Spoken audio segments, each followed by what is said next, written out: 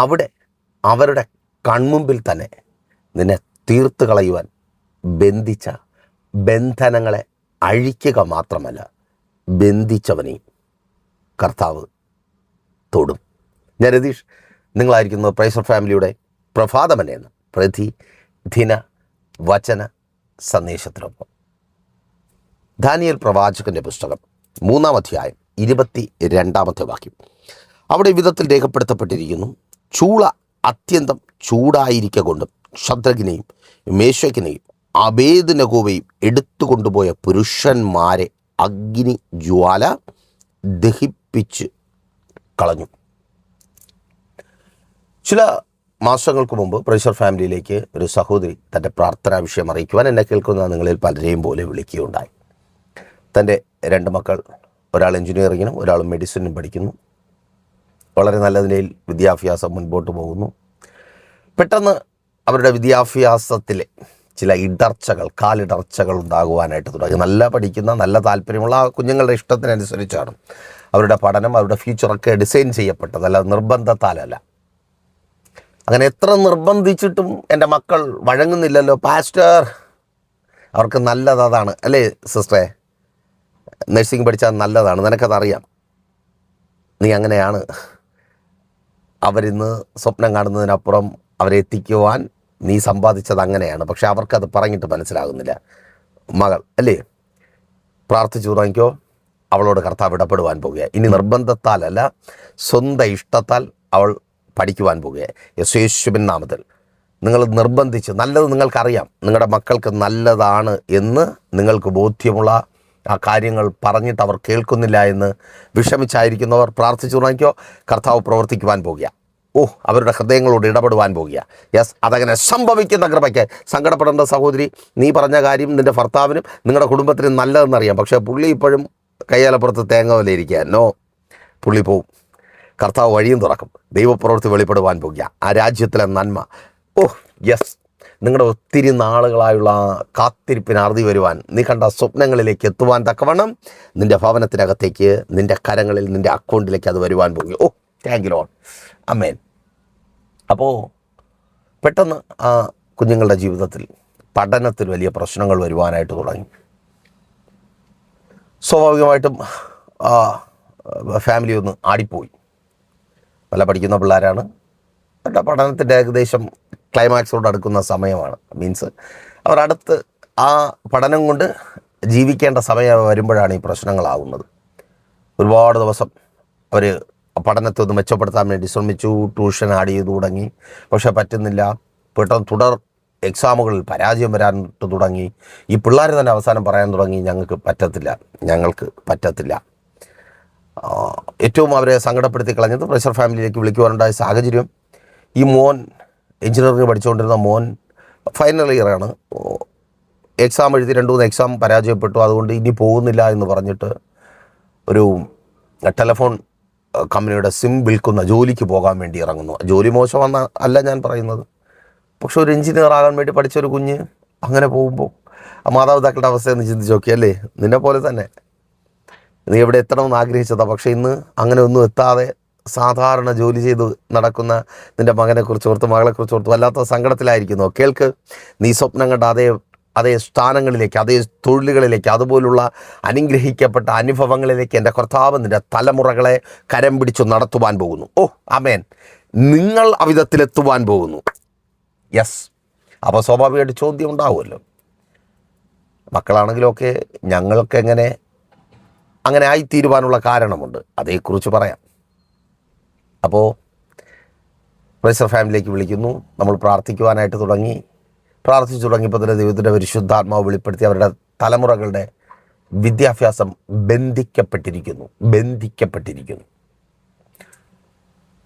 അപ്പോൾ പ്രാർത്ഥനയിൽ ചില കാര്യങ്ങൾ വെളിപ്പെട്ടു. അത് വീഡിയോയിൽ പറയുവാൻ പറ്റുന്ന കാര്യങ്ങളല്ല. ആ കാര്യങ്ങൾ ഞങ്ങൾ ആ വീട്ടുകാരുമായിട്ട് സംസാരിച്ചു. ഞങ്ങൾ പറഞ്ഞ കാര്യങ്ങൾ അവർ കേട്ട് അതങ്ങനെയാണോ എന്ന് അന്വേഷിച്ചു. അപ്പോഴങ്ങനെയാണോ. ഇവരെ പോലെ പഠിക്കുന്ന 2 മക്കളുള്ള, കുറച്ച് മുമ്പേ പഠിച്ചു തുടങ്ങി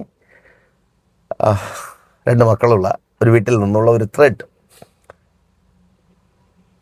മന്ത്രവാദം. അതാണ് ഈ കുഞ്ഞുങ്ങളുടെ വിദ്യാഭ്യാസത്തിന് വിരോധമായി നിന്ന ബന്ധനം. ഇവരുടെ വിദ്യാഭ്യാസത്തെ ബന്ധിച്ചു മന്ത്രവാദത്തിൻ്റെ ശക്തിയാൽ, ആഭിചാരത്തിൻ്റെ ക്ഷുദ്രപ്രയോഗത്തിൻ്റെ ശക്തിയായി. കേൾക്ക്, കെട്ടിബന്ധിച്ച അവസ്ഥ, സ്വപ്നം കണ്ടതും ആഗ്രഹിച്ചതും പ്രാപിക്കുവാൻ കഴിയാതെ ഒതുങ്ങിപ്പോകുന്ന അവസ്ഥ, ആ ബന്ധനങ്ങളെ കർത്താവ് അഴിക്കുവാൻ പോകുക. നിനക്ക് വിരോധമായി നിൽക്കുന്ന മന്ത്രവാദി പ്രബലനായിരിക്കാം, അതിലും ശക്തനായ ദൈവം ആ കെട്ടുകളെ പൊട്ടിക്കുവാൻ പോകുക. ഷബാറി ദലമ ഷെഗനെ അവൻ്റെ വിദ്യാഭ്യാസത്തിന്, അവളുടെ വിദ്യാഭ്യാസത്തിന്, ആ തൊഴിലിന്, കുടുംബജീവിതത്തിന്, ആത്മീയ ഭൗതിക നന്മകൾക്ക്, അതേ നിൻ്റെ സന്തോഷത്തിന് വിരോധമായി ചില ദുഷ്ടമനുഷ്യരെ കൂട്ടുപിടിച്ച് ഇന്നലകളിൽ അല്ലെങ്കിൽ നീ അറിയുമ്പോഴൊക്കെ നിനക്കേറെ പ്രിയപ്പെട്ടവരെന്ന് കരുതിയ ചിലർ തന്നെ കെട്ടിയ കെട്ടുകളെ ദൈവം പൊട്ടിക്കുവാൻ പോകുക. യേശുവിൻ നാമത്തിൽ അതങ്ങനെ സംഭവിക്കുന്ന കൃപയ്ക്കായി ആമേൻ. അപ്പോൾ നമ്മൾ പ്രാർത്ഥിക്കുവാനായിട്ട് തുടങ്ങി, ഉപവാസം ക്രമീകരിച്ചു. നിങ്ങൾക്ക് വിധത്തിൽ ഉപവസിക്കാം. ലോകത്തിൻ്റെ ഏത് ഭാഗത്തായിരുന്നാലും പ്രൈസർ ഫാമിലിക്കൊപ്പം ചേർന്ന് ഉപവസിക്കുവാനും പ്രാപിക്കുവാനുള്ള അവസരമുണ്ട്. തുടർ മാനവ ഉപവാസങ്ങൾ ക്രമീകരിച്ചു. കുഞ്ഞുങ്ങൾ മെല്ലെ പഠനത്തിലേക്ക് വന്നു.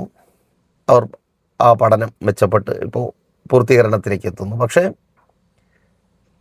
രണ്ട് കാര്യങ്ങളൊപ്പം സംഭവിച്ചു. ഒന്ന്, ഈ മന്ത്രവാദത്തിലൂടെയും ആഭിചാരത്തിലൂടെയും കെട്ടിയ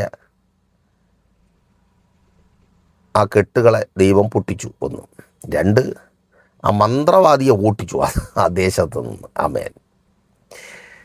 നിങ്ങൾക്ക് ഒരുപക്ഷെ ഇത് എത്രത്തോളം ഉൾക്കൊള്ളുവാൻ കഴിയുമെന്ന് അറിയത്തില്ല. പക്ഷെ ഞാൻ ഉറപ്പിച്ച് പറയട്ടെ, നിങ്ങൾക്ക് വിരോധമായി ചെയ്ത ഒരു ആഭിചാരത്തിൻ്റെ കെട്ട് പൊട്ടുമ്പോൾ ആ കെട്ടിയവൻ ആ ദേശത്ത് കാണത്തില്ല, ഉറപ്പാണ്. കാരണം ഇത് മനുഷ്യൻ അഴിക്കുന്നതല്ല, ദൈവം അഴിക്കുന്നതാണ്. ആമേൻ. യെസ്.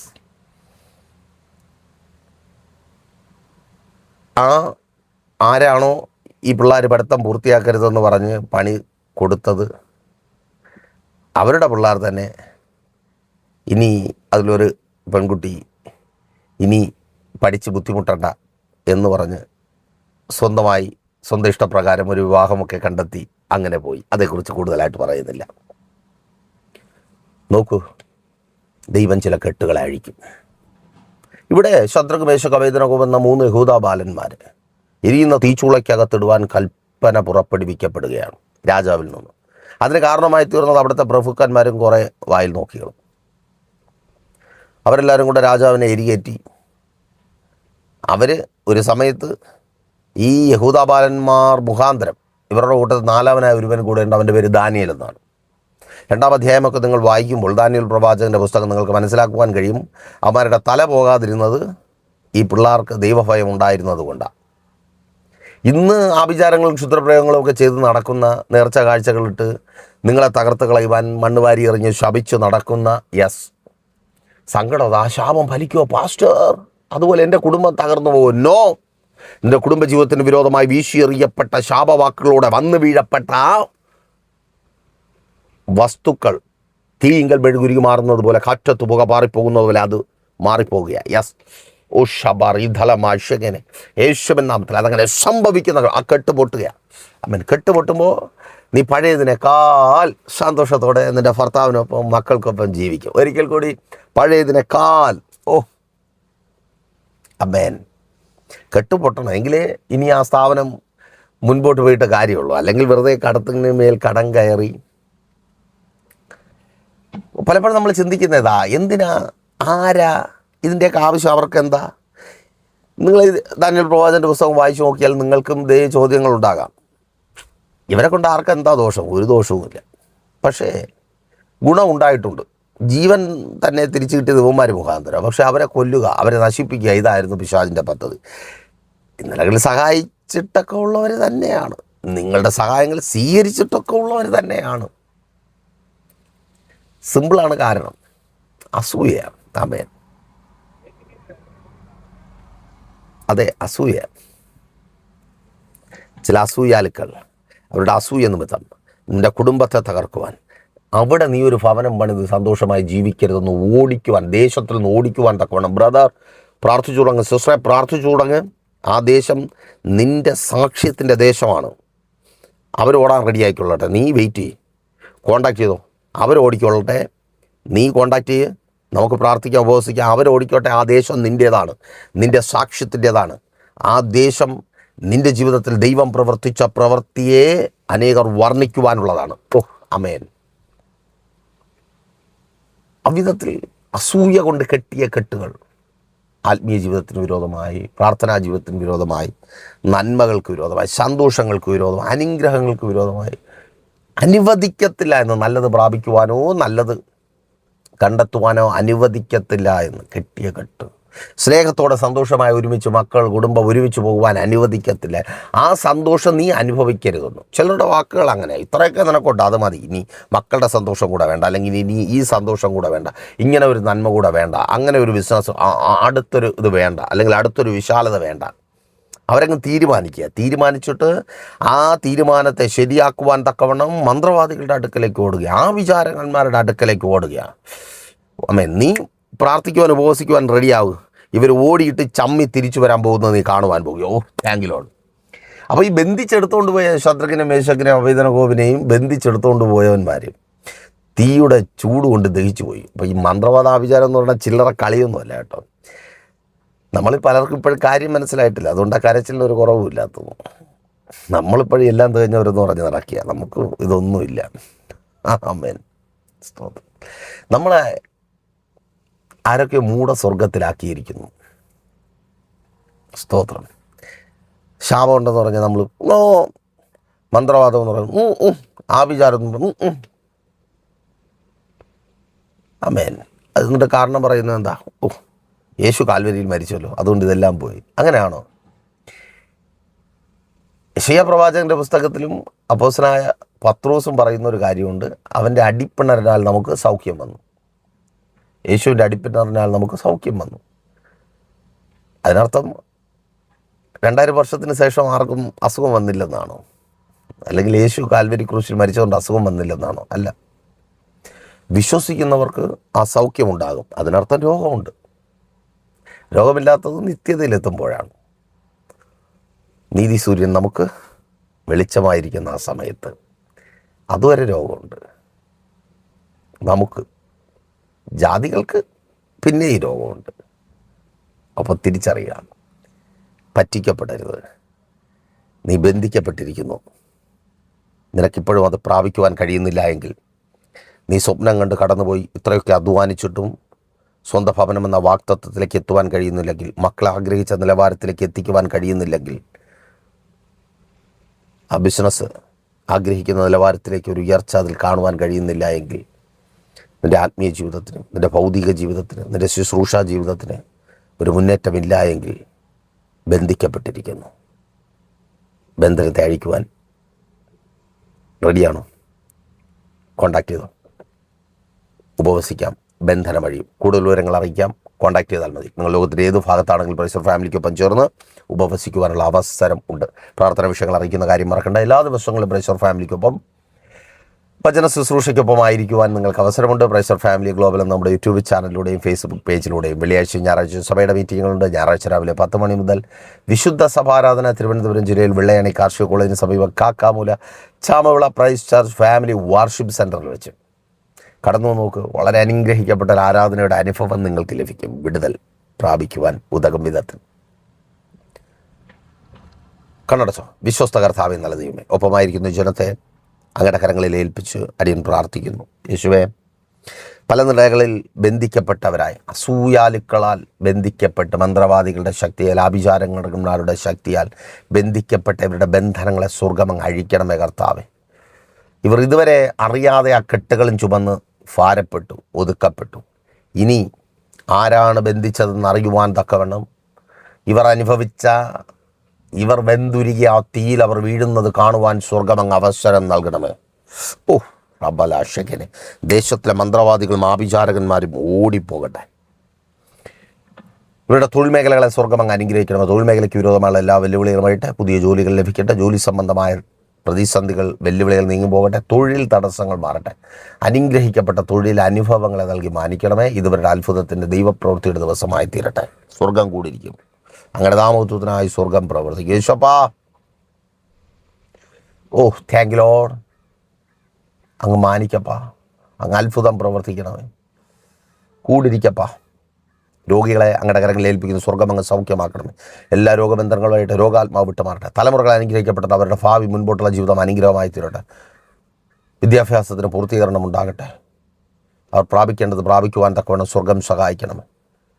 അവരുടെ മുന്നേറ്റത്തിന് തടസ്സമായി നിൽക്കുന്ന എല്ലാ പ്രതിസന്ധികളും വെല്ലുവിളികളും അഴിഞ്ഞു മാറട്ടെ. രാജ്യങ്ങളുടെ വാതിലുകൾ തുറക്കപ്പെടട്ടെ.